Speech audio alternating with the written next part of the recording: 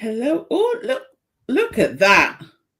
Whoa, perfect That's timing. impressive. That's very impressive. I don't know how I've just done this.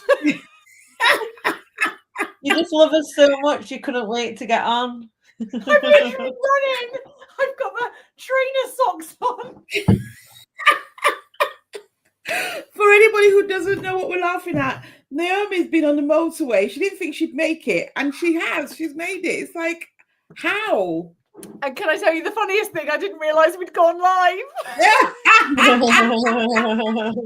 Well, Rochelle came in and I just went, right, we're going live. I was like, let's She didn't give me any time to tell her how I was or anything.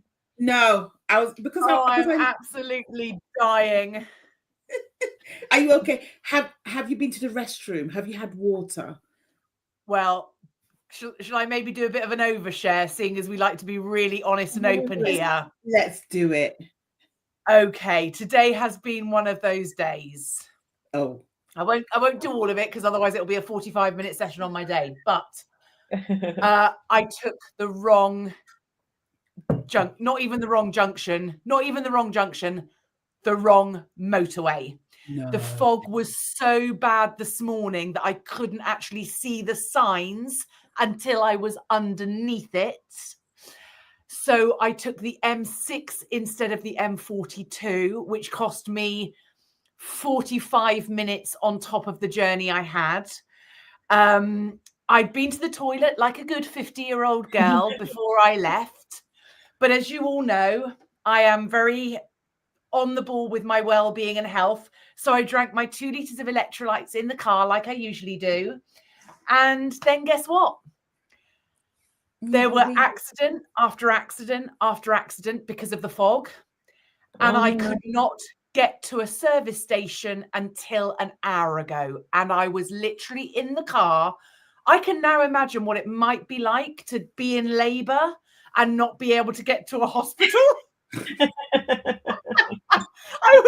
I was gripping the steering wheel, literally, like not even a sign for a service station. Oh, I'd have just worked myself. I haven't got time for that nonsense. You know, but I think the woman at Pret at the service station, after I'd been to the toilet, I thought, why not just get some more fluid inside? That's exactly what I need to do.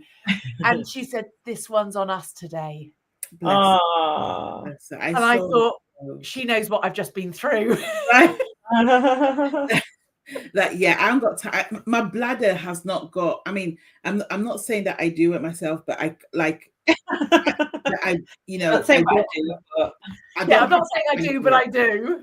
Yeah, but I don't have time for it. I don't have time. Like that pressure on my bladder at this age, I'm not doing it. I can still hold it. I can still hold it.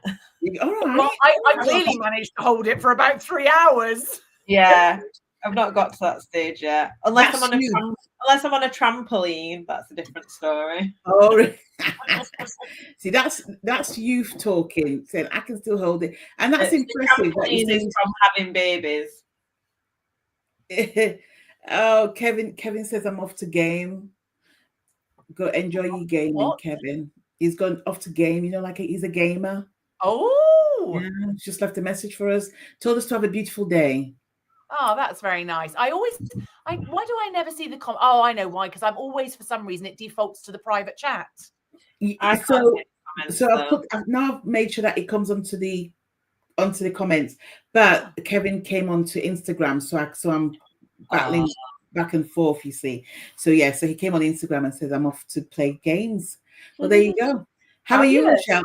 I know that Rochelle's had a day as well, which is why I wouldn't let her speak because I was like, this will. I haven't had too much of a day, but how was yesterday? Yeah, yesterday I lost access to my LinkedIn account, and I'm always telling people to be careful on LinkedIn because they're really mean and they put you in LinkedIn jail for very little. And I've been using LinkedIn like religiously for the last 6 years, and this is the first time that I've been kicked out of my account, and it's only until I think I've got another 3 hours and then I can log back in. But I've been using, so I've got my new VA who's based in the Philippines, and she's been sending messages and connecting with people on there for me. And I think she said she was using a VPN, but I think she might have forgotten, and it's picked up that activities happening. It thinks I've been using automation, which we haven't. But I've got 24,000 followers on there. Like, it's where I get all my business for the property business. I've got on there, connect with me on LinkedIn. You might connect with me. I can't even see it right now. But I'm going to be really careful, because so I've told I'm not getting, the VA is not doing any more stuff with my LinkedIn. I'm just going to keep it for myself, because I can't risk. Yeah, I think it's to do with VPNs, isn't it? yeah, it is. Overseas VPNs. Yeah, especially from the Philippines and from Africa, they get very testy for security purposes, which is understandable. Yeah. But as soon as Rochelle told me yesterday, I was like, yeah, you've got your VAs are from the Philippines. They're quite funny about that. Yeah, because I've had other people log in before. Like, I've got my VA who lives in Leicester. She's been on there. She's done things for me. That's not been a problem. Hi, Melina. Shelley's done some stuff for me. That's never been a problem. This is the first time I've ever had any sort of warning or anything, and I think it's based on the fact that she is in the Philippines. So yeah, it's frustrating, but that's it. I'll get back in. I'll behave. I'll be good. So if you've got LinkedIn, be careful. If you've got LinkedIn, I'm always telling people, I'm like, don't, because people be like, oh, it let me connect with 30 people in a day, and I'm like, just be careful, because it will kick you out. It will, and it'll shadow ban you and all sorts of stuff. And when you work really hard to build something up, the last thing you want to do is lose it. But then now I'm going even more. Everyone's always saying how important your email list is, and this is why, because you need that data outside of the platforms. Yeah, and it's so funny, because like, it's one of the reasons why, no matter whether my email lists are responding or not and stuff, I'll always keep on nurturing them, because that's all you've got, really. That's all you've got. You're as good as your email list. I've got my event next week, which is the thing that I've been promoting, my property event in London. So we've been messaging people, we've been inviting them to the event on LinkedIn, and then following up to make sure they've got the ticket. And I could really do with my LinkedIn right now to get those additional people there on Tuesday. It'll be there. Everything will be fine. What is like you just said, the universe is always, like this morning, I was like, what's the universe doing and guiding me to that it's taken me on the wrong path, the wrong part of the motorway? So even if, like you said, the one thing that's come out of it is the importance of email list, what's the message here?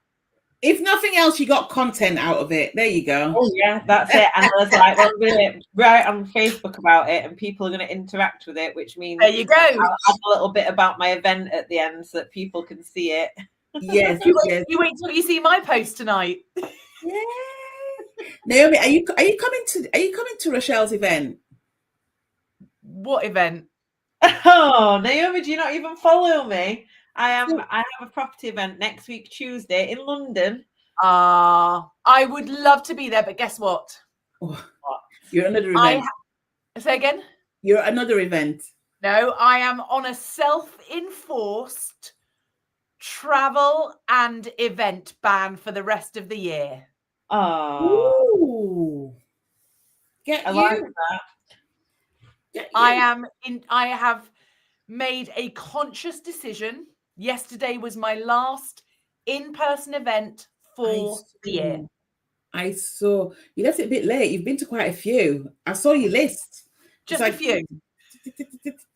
Yeah, no, I hear that. Yeah, no more traveling for me for the rest. I've got to go into London next Friday, but that's it for this year now. I am done with socializing, with events, But next year, Rochelle, I would love to come to one of your events.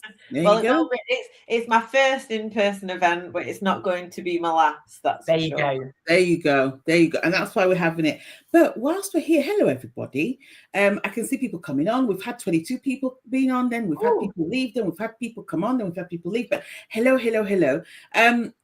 We always love seeing messages from you. So hi, Melina. And God bless you too. God bless you too. What was I going to say? Oh, Yusuf, we've got Yusuf here. Hello, Yusuf. Hope you're well. So it's Christmas. For those that celebrate Christmas, do you celebrate Christmas? Rochelle, do you want to go first? Yeah, I celebrate Christmas. So we put our Christmas tree up on Monday. I was going to put it up the weekend before because I was away over this weekend, but just been too busy. I always wait until after my birthday. So my birthday is 20th of November. And then it feels like, right, now we're in Christmas. We put a Christmas film on while we do it. So this year we're watching Christmas Chronicles. I just seen on a memory from last year, we watched Home Alone while we were putting it on last year. Yusuf says he's 7 years old. I'm a baby. I am 7 years old. If you're 7 years old, Yusuf, you're not allowed to be on here. Yeah, so we all pitch in. Although Joshua was like, "You could have done it while I was at school," because Maisie had a teacher training day on Monday. And he was like, "I wouldn't have been bothered if you'd have done it at school. I don't even want to help anyway." And he laid on the settee, complained about the film we were watching. He's like, "I've seen it a million times. I know what happens," and then glued himself to the telly. And then when Maisie was like, "Oh, it's time to put the angel on top of the tree," and he was like, "I want to do it." He's like, "I've not done anything. Maisie's done everything." That child is a drama queen. He is drama queen. And then the funny thing was, we had the elves visited for the first time on Monday morning. I wasn't sure whether they were going to come because Joshua is now 9, Maisie's 11, and she's at secondary school. But they still made a show because Joshua was very excited about it on Sunday evening, so they had to come. Left them an advent calendar and a little gift. And then Tuesday morning, they'd taken the angel off the top of the tree. One of the elves was attached to the top of the tree. And then the other elf had the angel on top of its head. And they thought it was hilarious. So they're happy. You've got too much time on your hands. What do you mean, Victoria? You've got too much time. The elves are frustrating. They make a mess. They cause chaos. If I was a mum, I'd be arrested every single day because like they wouldn't know what to do with me because I'd just be like, here you go, that's your elf, do what you want with it. Like I haven't got the patience, all that moving about, and I haven't got it. Naomi, how's your Christmas looking? Well, when you asked the question, what did you say? Do you celebrate Christmas? I think my short answer is no, not anymore. Okay. What? Why? May we ask? You may ask. And it's funny because on the journey today, I had a little bit of a cry. And this time of year, obviously, is a time of, for a lot of us, reflection and things that come up. And I was thinking back to the first Christmas after my mum died. And, I was a teenager. It was a really, really tough time. And my dad had a new partner the first Christmas after my mum had died. And I was forced to celebrate Christmas in a way that felt so uncomfortable, with so much trauma and grief and loss and pain. And because I was the good little girl, I did exactly what I was told.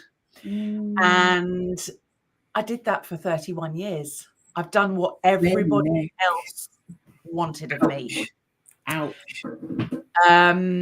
13 years ago, 2013, I started volunteering at Christmas, which some people might say, well, that's celebrating Christmas because and it is, but in a very, very different way. Yeah. I will be volunteering again this year. So this will be my 12th year in a row volunteering. My dad has volunteered with me over the last few years. However, this year I've gone one step further. I have organized that my sisters spend Christmas with my dad, and I am having my first Christmas where I am not responsible for anybody else's happiness, care, lunch. I will be volunteering, and then I will come home and I will have a bath and I will put my pajamas on and I will read a book and I will do what I care to do myself. Oh, it sounds like bliss. And I don't think a Christmas tree will be going up this year. I haven't even though I have beautiful decorations. And I looked at the box the other day and I was like, yeah, I don't know. I may not put any decorations up. It does not bother me, interest me. Yeah. In the least anymore. That's so funny. You see, to me, it sounds really awful. As a Christian, I celebrate Christmas as in I will go to church. So if there is I'll do Christmas Eve service. I'll never do Christmas Day. I always say to the vicar, I did not kill Jesus. I ain't coming on Christmas Day. But I will do Christmas Eve. I'll do Christmas Eve and stuff. But yeah, so I'll do Christmas. Same as New Year's Eve. I'm like, I'll do New Year's Eve. I ain't doing New Year's Day. It's not happening. Anyway, but yeah, so I'll do that. I have not put up a Christmas tree, I would say, in about 2006, so almost 20 years. I haven't done a Christmas tree. I did a Christmas tree for 2 years. So I used to live in Holland, and when I moved back from Holland, so I was in Holland for 2 years, and when I moved back from Holland and stuff, I was like, oh, do you know what? I'm going to put a Christmas tree up and stuff. And I got a black Christmas tree. It was gorgeous, and 6-foot black Christmas tree. I loved it. But then I was like, but I live on my own, and I don't see the point of putting a Christmas tree up for myself and then putting it back down again for myself when, you know, most of the time I'm very time poor anyway. So I'm like, why am I doing it? And then over lockdown, and I've done it before, but during lockdown, I spent Christmas on my own. It wasn't the first time I spent Christmas on my own. And I've done that for about 6 years. I've spent Christmas on my own, and I love it. My favorite time of the year is around the 23rd when I close my door. And other than Christmas Eve, I know I don't need to get out of my house. It's bliss. And I will stay like that in my home until around the 27th. I just think it is blissful. I don't need to, there's no human beings around, which is really funny because I'm so sociable, right? But it's like, it's just, and like you say, you know, it's like if you want to put the food on, you put the food on. You don't want to put it on, you don't put it on. It's just a whole thing. But this year, my sister has said, we're going to do a family Christmas where myself, my brother, my sister has 4 children. So just her and her husband and children, there's 6 of them already. And then her in-laws, basically there's about 17 of us. God help me. Yeah, there's going to be about 17 and it's camping style. So I was saying to Rochelle, I was like, I might just get the hotel down the road and stuff. But yeah. Hold on, you mean like real camping style? No, but it's in a house, but it's a 4-bedroom house, but there's 17 people. So it's just, so you got to like sleep on floors and sofas and air beds. Yeah, but you know what though? But you know what? We all have a good time together. Yeah, and it's good. It'll just, there'll be loads of food, loads of drink, loads of banter, and I can do that for a couple of days and what have you. So I'm preparing myself to say, don't look for your computer for a couple of days. Don't look for, you know what I mean? Like, don't do content. Just take time just to step out and everything else. But that is my Christmas. No. Should we wrap up? That's it now. I've not finished mine. I only told you the first 2 days of December. I have a feeling that Rochelle is almost like Christmas, like I can imagine it's just like Christmas everywhere. I've got that feeling with you. So I'm not like, I love having my Christmas tree up, and I do think even if it was just me in the house, like I love the coziness. I love having the lights on. I love watching Christmas films. Like, Christmas Chronicles. Christmas Chronicles 2 are just amazing. Like, film. Have you seen them? I think I've seen Chronicles. Is that the one with Goldie Hawn's husband? Yeah. Goldie Hawn's she's in the second one. I can't remember if she's in the first one. They're amazing. Definitely. Kurt Russell. Thank you. Definitely worth watching. But yeah, so for Christmas, I never know how many people are coming to my house for Christmas dinner. So it could, and to be fair, it's like this most Sundays. There could be 9 of us, or there could be 22 of us, and it could be anywhere in the middle. And getting my family to commit is like, my dad will say he's coming right up until 2 o'clock when dinner's nearly ready, and then he'll go, oh, I'm not feeling very well today, so I'm not going to come. And then if he doesn't come, that then has a snowball effect of, oh, then one of my brothers won't come, and then like somebody else won't be able to come, and his partner, and it just has that knock-on effect of how many people are actually coming. Some people just turn up and haven't told me they're coming. But I actually love it. I'm like, is that the black side of your family or the white side of your family? It is the black side of the family. Yeah. There's that black man time and stuff. It's like it's just like, I've also stopped saying I'm doing it for a set time, because like Sunday dinner, so the other week I said, right, 2:00 is what time I'm cooking for. And then my dad and one of my brothers turned up at about 3:30. One of my brothers didn't come at all. Then the other brother turned up at about 4:30. So I just like warmed it up in the we ate at 2, and then everyone else just had theirs warmed up as they arrived. But my nana always used to do it like that. So when she was alive, she lived in a 2-bed terraced house. It had a small kitchen and then an open plan living dining room, and it was very much the same. Some weeks a couple of people had turned up, and other weeks 20 people had turned up. So I've got about she had 7 kids, and then there's about 30 cousins, and then all the cousins started to have babies before she passed away. So she met Joshua was 2 when she passed away, so she'd met Maisie and Joshua and had lots of other great grandkids as well. So it was great, because it was the only time you knew that you'd see some of your cousins there, you just weren't sure which ones. And she was just like, she was never certain how many people were going to turn up, so she always had some frozen Yorkshire puddings and frozen veg, and she did rice and just like things to bulk out the meal. And I've sort of taken on that honorary role, but my cousins are not invited because that would be too. There's already 22 of us if everybody turns up. I'm one of 7 now, and there's only the 7 nieces and nephews. So and with my auntie and my mom and my dad, it's like it all, and everybody's partners, everyone, like there's only 2 of them that are single now, so everyone's got their own partners, so it adds up quickly. But it's good fun. Like, I love being around family. I love having a job. So me and Danny Wallace were talking about this the other day. It was which is funny because she's similar to me in that we like to be the cook and the host, because that gives us something to do. Like, I don't want to be just sat there just sat talking, and like I get bored basically. I need something to do, so I'm happy to cook for everyone. I don't particularly like people helping me. I just like to crack on with it myself, and everyone else can have a good time chatting and drinking, and I'm there in the kitchen. Naomi, how many of there are you? 3 siblings. Yeah, just me and my sister. Just you and your sister. Yeah, you see, you haven't got a clue what we're talking about when we start talking about.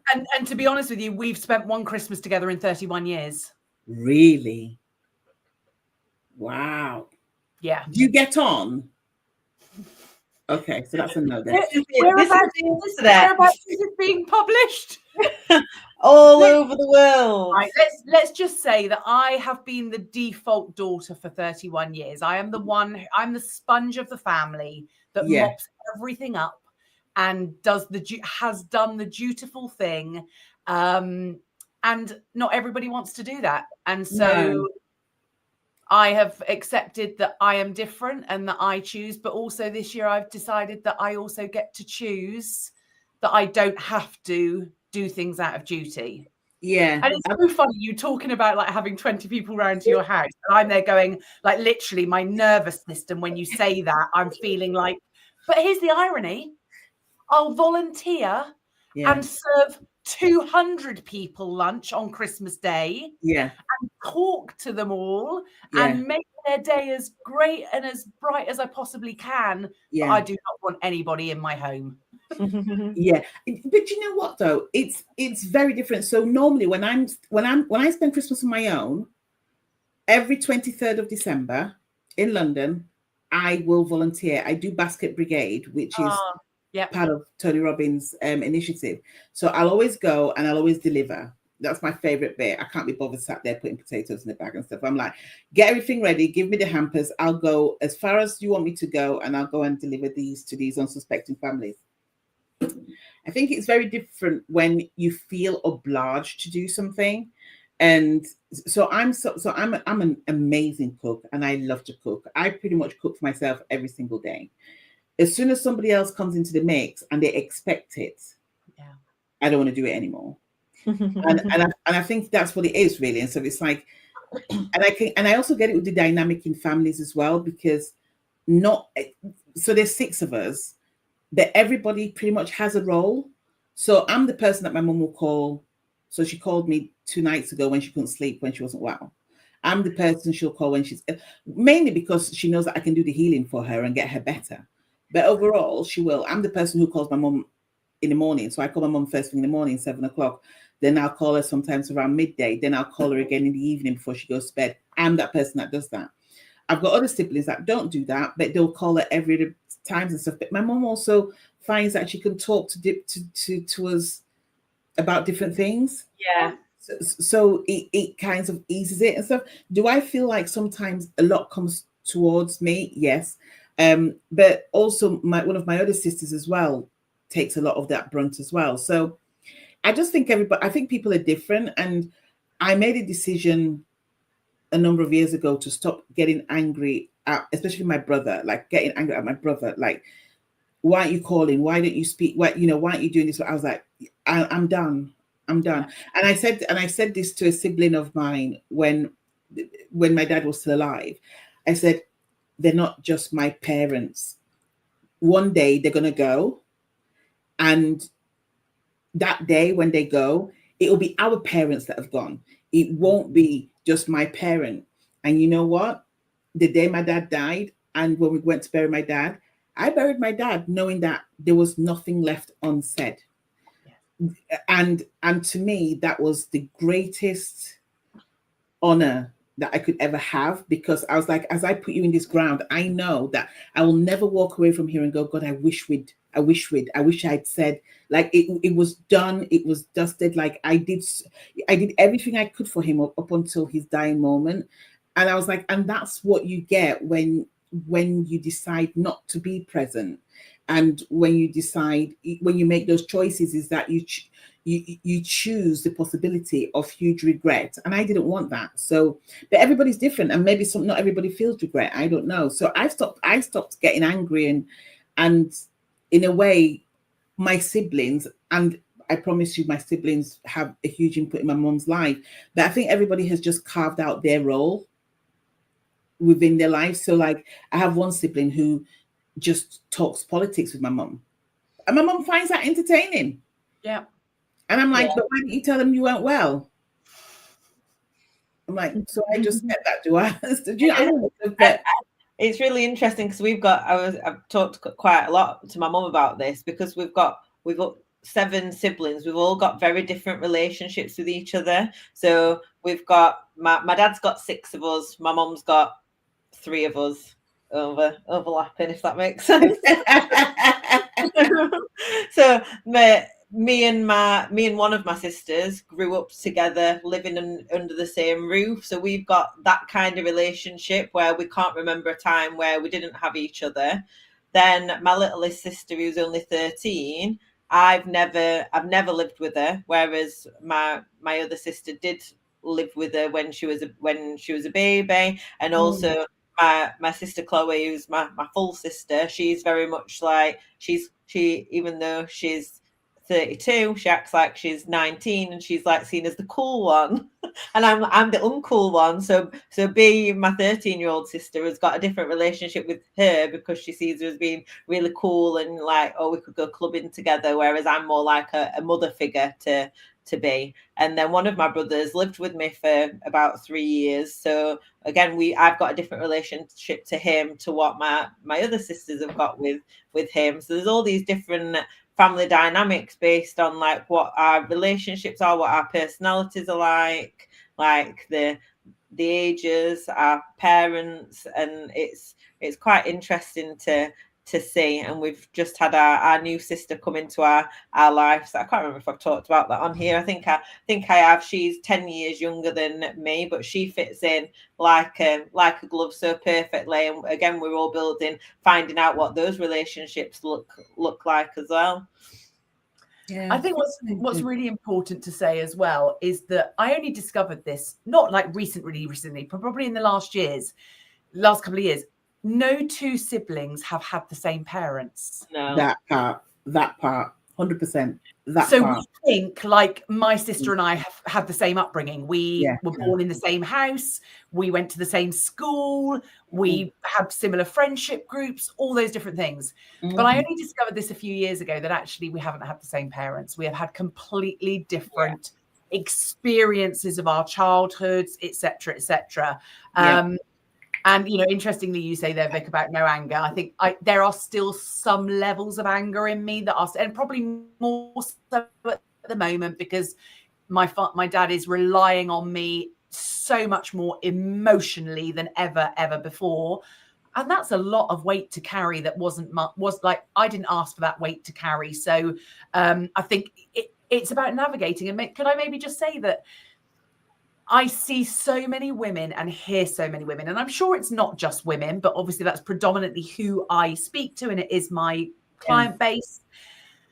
And there is so much expectation on not just, I mean, we're talking about Christmas today, but expectations of how we should be, how we should feel, and all these different things. And I just say to my, like, feel it all. If you feel anger, if you feel disappointment, if you feel rage, if you feel you've been put upon, if you feel the weight of it, feel it all and allow yourself to feel it and allow yourself to process it. Because I think that's half the problem with Christmas, is that people feel guilt and shame for actually having this level of open conversation. Like, I shouldn't feel like an obligation because my parents are elderly, and what if they're not here next year?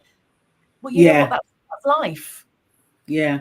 No, and you know what? So it's like when it came to the emotion, it was never about Christmas or anything. It was never time specific for me. I think it was just, I was like, you know, I'm just wasting my time on this person that it may not even realize it's a thing. And it was a huge thing for me. But to be honest with you, I was very hell bent on, I don't want to regret the time I spent with my parents. And I was very particular about that. Does that mean that they get on my nerves sometimes? Yeah.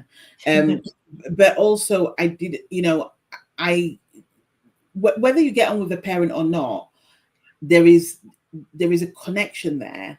There is a cord there that you can never get rid of. And I think as an adult, you have to decide what sort of relationship you want. And even sometimes when it's imposed, so somebody I know, somebody I know and admire very much, recently lost his mum, and he adored this woman, adored her. And he recently had both parents living at home and in his home. And every morning he'd wake up and he would dance with them. He would play music with them. He'd let his mum make a fuss over him.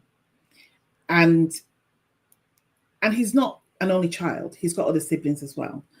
But I always used to send him a message, and I was like, your blessings are far more beyond than you can ever possibly imagine, because I believe that it is a world blessing to look after your parents.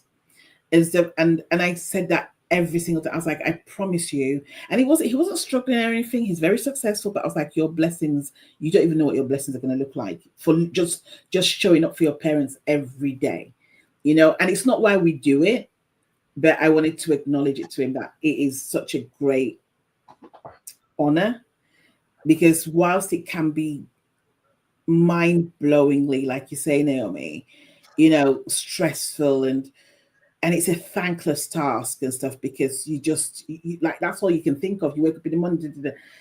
But one thing that I have, I remember years ago, I used to get severe anxiety if my mum called me or she didn't answer the phone and stuff. And my mum turned around to me one day and she was like, what's the worst thing that can happen? She goes, even if I died tomorrow, is it the worst thing that's happened? And I remember her going, I was like, do you know what? So I started putting my phone on mute and stuff, and not needing to listen to every single call that came through.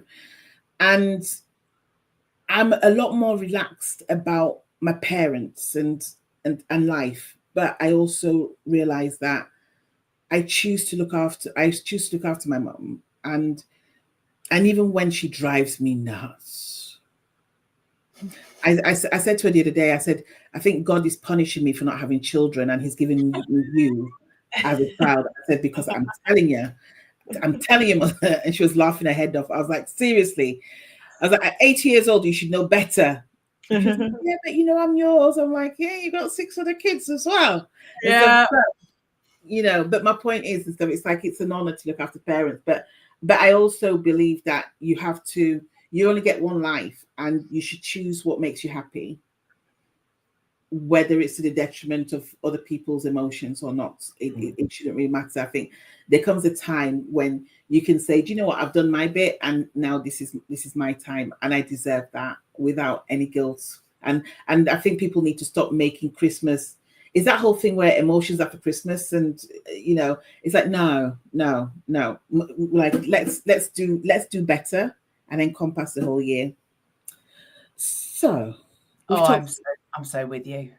Yeah, we've talked about emotions.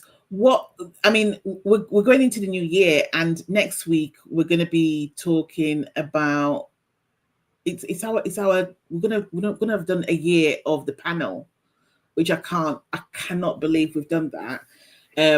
Consistency is definitely not my middle name.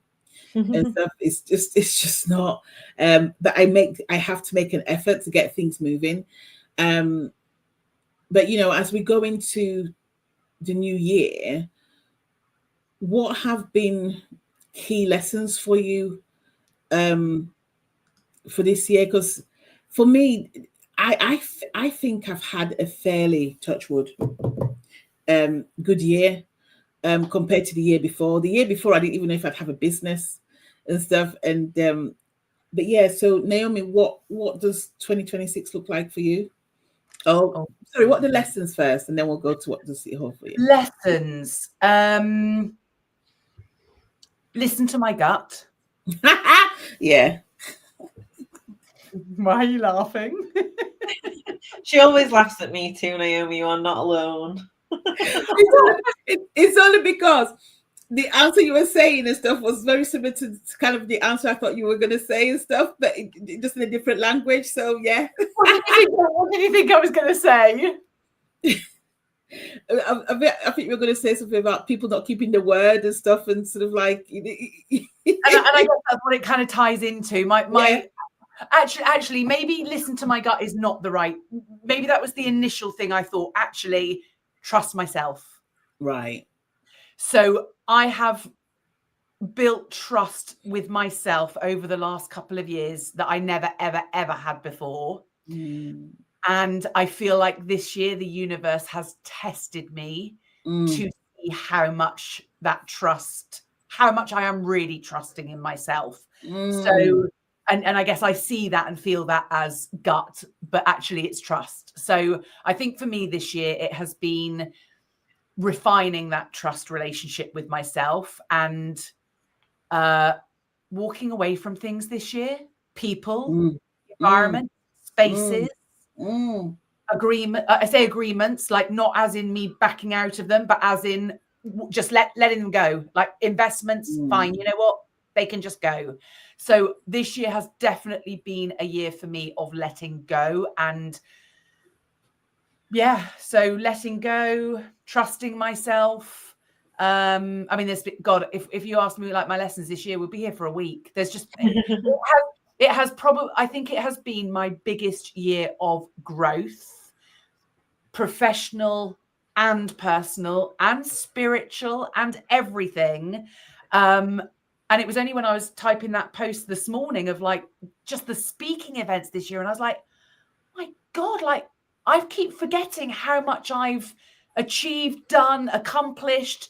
And I actually had a little tear about that this morning, like just feeling really freaking proud. And I don't care if anybody thinks that's egotistical, me saying that. I actually felt really proud of myself this morning. So I think there's been so many lessons this year. It's been a huge one for me. That's amazing. You have done a lot and stuff, but I always think you do a lot and what have you. So it's like, but I've been watching you, Naomi, for about 3 or 4 years and stuff, and it's and I've seen you grow, and I've always believed that you stand out in what you do. So for me, none of that comes as a surprise, but it's really nice to see.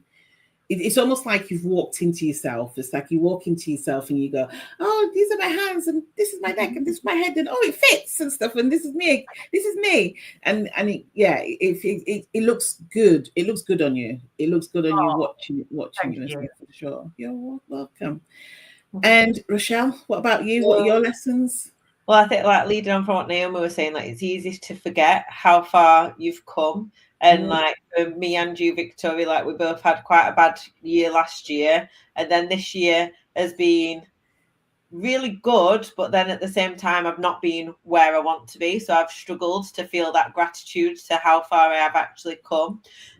So next year I'm expecting big things from next year, which I think sometimes feels a little bit like I'm putting pressure on the year, but this year I called it the year of momentum, and I feel like I've definitely built that momentum in every aspect of the business. I've moved it forward, ready for next year to be an even better, bigger year. I've spent way too much money on, as always, on memberships and masterminds and everything. So next year I'm going to keep that money for myself. I've already paid for things that I'll get next year, so I can still be part of communities without having to invest loads of money. So hopefully I'll start to see some of the profit build up instead of just going, oh, I've made some money, now I'm going to give that money to somebody else, which I think, from talking to a lot of people in the industry, it's become very much that way, where so many people are looking for the next quick fix. I think me and you were talking about this yesterday, weren't we, Victoria? Like, people are looking for that missing piece to fill that, to fulfill them, and actually it's not in a sales training, or it's not in a mastermind or anything like that. And having that realization, knowing that I've got the knowledge, I just need to do the implementation and move forward. And my plans for next year I'm excited, I'm looking forward to them, I'm feeling optimistic about it, and learning from I've done lots of self-sabotaging this year, sort of like everything's going really well, and then I just stop doing the stuff that's going really well, and like just forget to make sales, forget I'm supposed to follow up with people. And that is like, I'm hoping having my new VA working for me, that's going to take a lot of pressure off that side of things and free me up so that I can actually make some more sales and help more. But you know what? So I think you've done really well, and again, super proud of. Like, I just remember, oh my God, I just remember us just sat on, just looking at each other through Zoom or whatever, way of communication we're doing and stuff, and just going, what is going on? Like, we weren't making the sales, and you'd lost a huge amount of money to some scam and stuff. Like, it was just dire last year. Like, I literally I didn't know. I remember sitting down on in December last year thinking, I can't believe you're not closing your business down. Like, I can't believe you've not uttered the words close the business down. And I'm like, what? Where are you going? Like, what are you walking into? Because I had no plans. No, that's a lie. By November last year, I'd written a plan, because I was like, this is my plan for next year and stuff and blah blah. Changed a lot moving forward, but I did have a plan. But yeah, I was very surprised that I even had the audacity to plan when nothing was happening. It was embarrassing, it was uncomfortable. But I tell you what, though, you also get to know who your friends are. You also get to know the people that stand by you. You get to, and here's what I'm going to say to people is that when somebody's going through that, just have patience. It doesn't what's the word? It's not an indication of somebody's ability if they're having a bad year. And I think sometimes, especially in the online world, that can be very unforgiving, because I'm that person where I don't know how to lie. So if you say to me, how's business, I'll be like, oh, not that great. No, not that great. And if it is great, I'm like, it's great and stuff. So I don't know how to lie, I don't know how to pretend. So I'm very transparent in most cases. And you can see people almost edging away, going, "Oh, you know," because I don't know. Maybe it's just my perception, but it felt like that in some cases and stuff. So I always say to people, be patient, be patient, be patient. For me, what's this year taught me? This year has taught me that if you keep going, the results will show. That you have to keep that if you keep going without expecting. Sometimes I think we expect too much too soon, and it's a bit like weight. When you lose weight too soon, you're going to put it on too soon.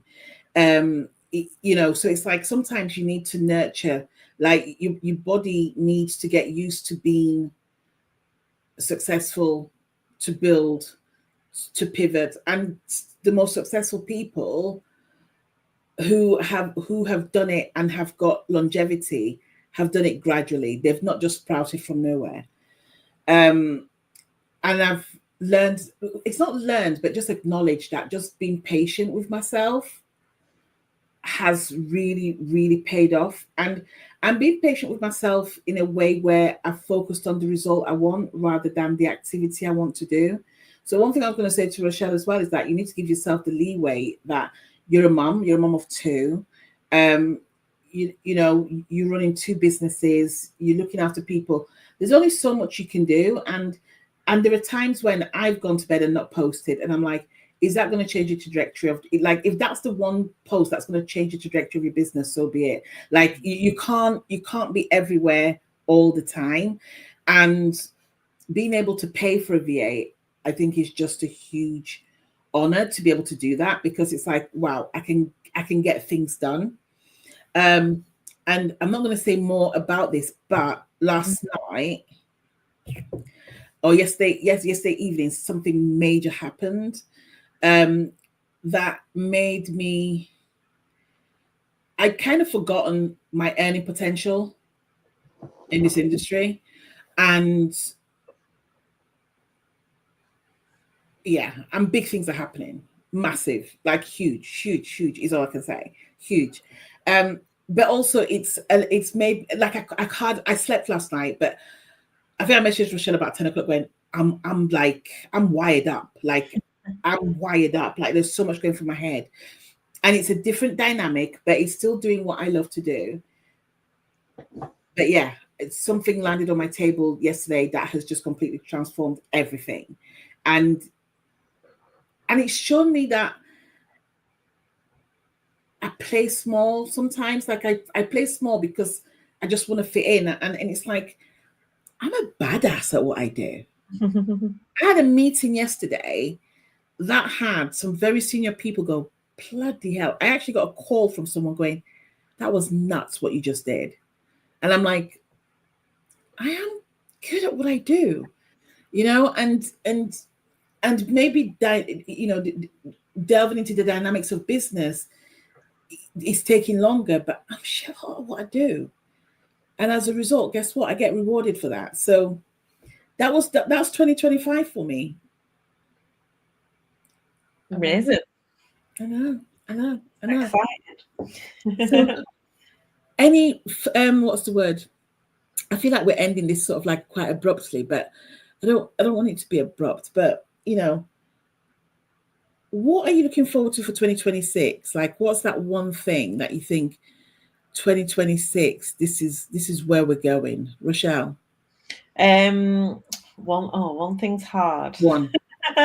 I think the one thing that's going to change my business dynamics massively is I'm launching a property training course for business owners who are looking to invest the profit into property, and that gives me the ability to impact more people, because at the moment in the property business I'm only able to take on around 12 properties, which might mean if some of those people have a couple of properties each, I might only be actually helping 6 or 7 people, and I want to be able to impact more people and bring more good quality properties onto the market. So if I'm teaching other people how to do that, that's going to have a massive impact on the country, but also on my business and where I'm going. So I think that's the the most exciting thing that I'm looking forward to doing. But then I've also got things like I'm speaking on the stage at the big festoon in the arena. I'm planning on launching a podcast. I feel like next year is probably the year, maybe towards the back end of the year, that I do a book. So I feel like it's going to be next year's about being really, really visible, even more visible than what I've been in the past. Amazing. I love that. You didn't tell me about the podcast. How come I don't know about the podcast? I'm not even going to say a word and stuff. I'm not saying a word. I'm not. Are you hiring someone to do your podcast, Rochelle? Am I hiring someone? I'm not sure. So I want to at least hire a room like what we did for when we did the thing for you. So like it's in a proper place. I don't know. I want to do 12 episodes to start off with, not do it and record them all in like one batch or like over a couple of days rather than doing it regularly, because I'm not very good at that. Last time I launched a podcast, I did 2 episodes and then I just didn't do another one. And I don't want to do that again. So I'm like, right, let's batch create the 12, put them out. And then if I've enjoyed it, I'll do it again. Yeah, I hear you. What about you, Naomi? Well, I'm still mapping out my 2026, but I have one word that I'm going to share with you and a couple of words that are just in there in my little, and one of my words for 2026 is space. Ooh. Not that I'm going to space. Oh, sorry. I am creating space in my business, in my personal life, in my communities. Space is my word. If we look at, like I said, like all the events I've been to this year, everywhere I've spoken at, all these different things, it's been incredible. It's been amazing, very, very visible. And don't get me wrong, there will absolutely be things in 2026. I'm not going to be a hermit and stay indoors for 365 days, but I am going to be I've started already turning down things for next year, being incredibly intentional to create space for this chapter of my life. I love that. See, I did a bit of that this year. I went into this year saying I wasn't going to attend a lot of events, and I'm surprised that I actually held on to that, because there've been some that have been quite tempting where you get a bit of FOMO and go, oh, I want to go there, and I'm like, no. Even last night, the early hours this morning, I got a message going, we missed you. I was like, but I hope you had fun, and so without having to feel as if I have to be everywhere all the time. We're talking about this as well, Rochelle, weren't we? Like, it's like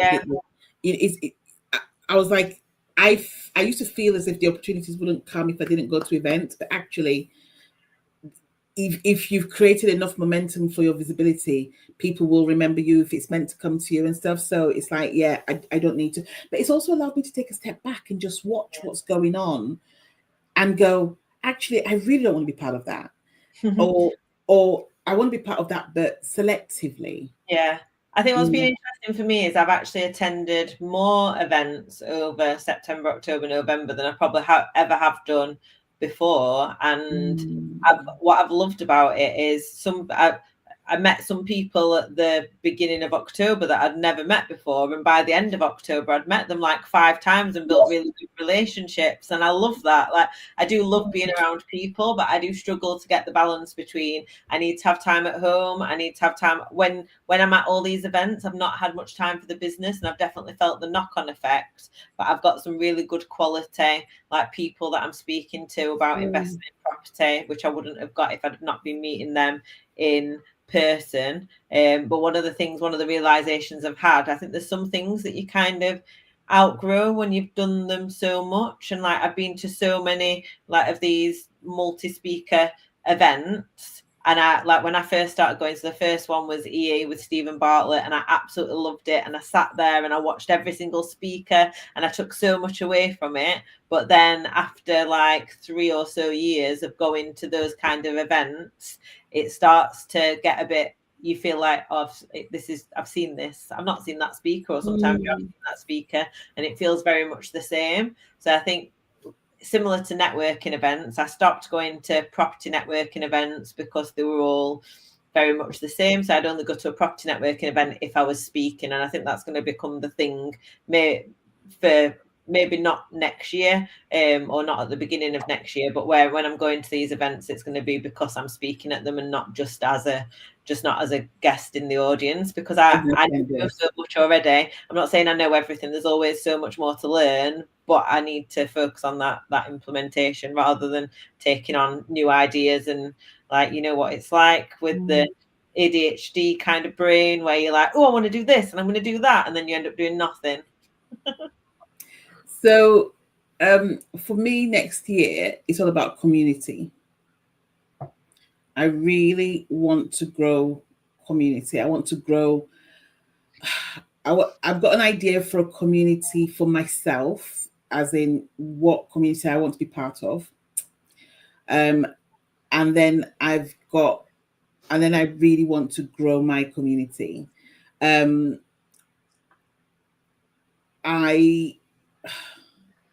I get frustrated when I see communities being run in a certain way where I go, what the hell?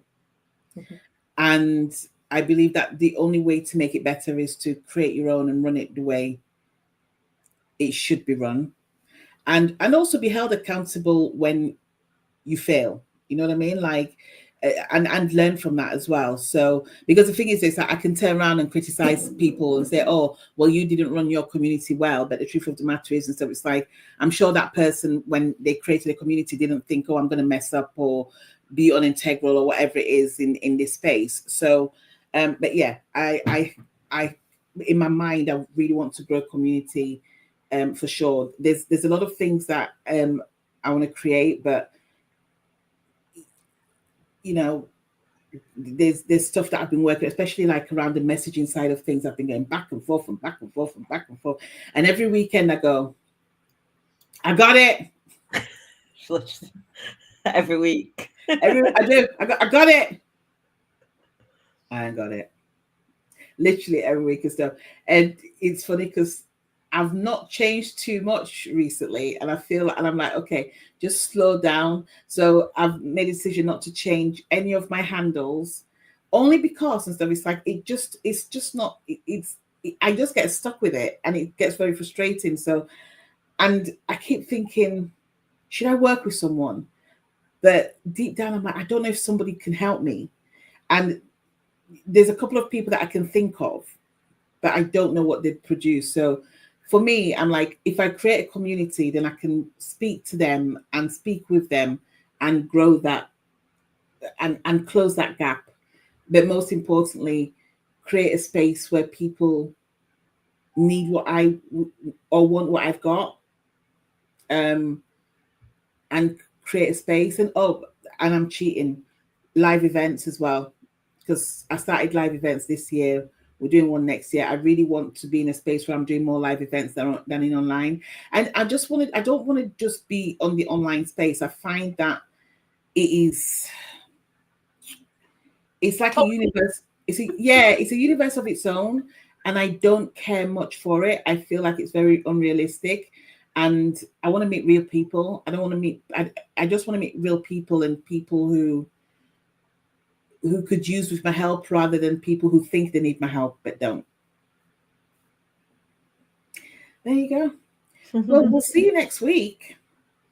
What a great conversation, as always. I will be here next week. What are we talking about next week? It's our penultimate, isn't it? It is our penultimate. Rochelle, you're not here next week? No, do you not remember me telling you? No, that's why we're doing the week after as well, because Rochelle couldn't do that next week. So our Christmas one is the week whinging. after. I just thought she was just whinging about not being around. Just whinging, but I did listen to her whinges. Oh God. Okay, so next week, what are we talking about? So I'd like to talk about our anniversary, like a year, but I guess it'd be really good. It'd be silly to do it without Rochelle here, so we'll do that on the 17th. So next week we'll come up with a topic. What do you think? What do you think we should talk about, Naomi? Put you on the spot. You have just put me on the spot, and I'm trying to think. I actually have it written down what we were talking about last week, because I was so organised. I've written them all down. No, but we didn't have anything for. So the 10th was meant to be the anniversary. No, I think I might be wrong, but I thought that because of that we had actually changed it. So hold on, let me have a quick look. Hold on. I thought that we'd already come up with something for the 10th. So yeah. Okay. The suspense. Your experiences of the panel and what topics will be. Oh, okay. All right. So what should we talk about? That'll be the week after. What should we talk about next week? Okay, so listen, we actually didn't. We just briefly talked about next year, but why don't we talk about a bit more about next year? And I'll tell you why. Because so many people wait until January the 1st or January the 6th to start a year. I've already started my goals for next year. Yes. Now, why don't we talk about that a bit more next week? Sounds good. And if you want to go to somewhere where you can go and plan your year, I've got an event on the 29th of January called Command Your Year. And we're not just going to be planning what your year looks like. We're going to be looking at the emotions that hold you back, what's keeping you stuck, and all that other stuff. So instead of just looking at strategy, we're going to be looking at strategy with soul. So if you want to know more, let me know. I'll send you the details. There you go. Sorted. Sold. We will see you next week. Take care. See you later. Bye.